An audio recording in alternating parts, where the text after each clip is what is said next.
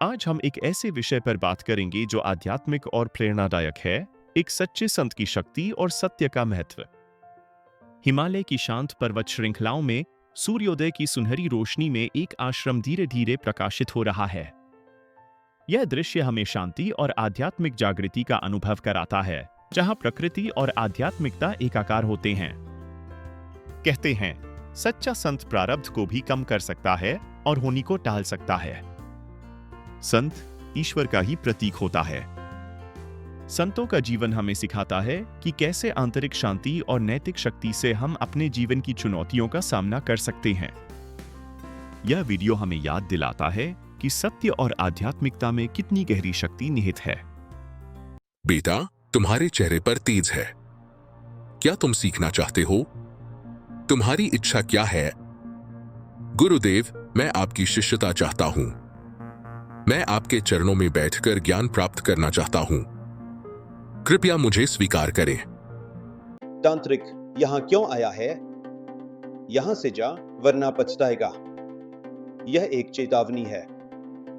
जा, अपने गुरु से पूछ, क्या वह तेरी रक्षा कर सकता है?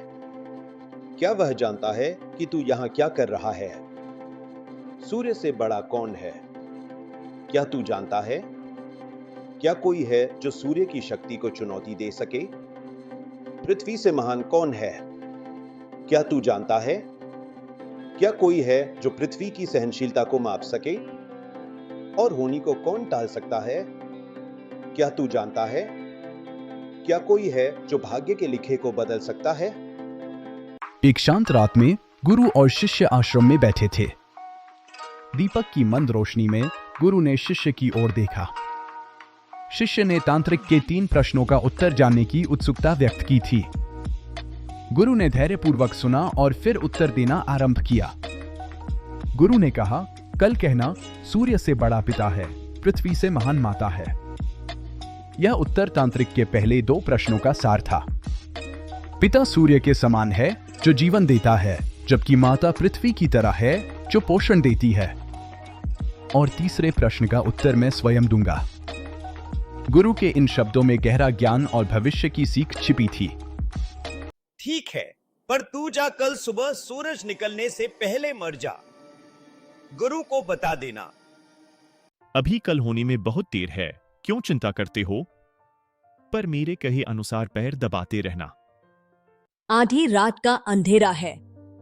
एक भयानक सुंदर यक्षिणी की छाया धीरे धीरे एक घर की ओर बढ़ती है। वह माता का रूप लेती है, हाथ में खीर का कटोरा लिए। वह बालक को अपने पास बुलाती है, पर बालक गुरु की आज्ञा से नहीं जाता। फिर वह पिता बनकर आती है, पर बालक सिर भी नहीं मानता। दष्ट, तूने एक संत को हानि पहुंचाने भेजा, पर मैं न कर सकी। अब मैं तुझसे जा रही हूं।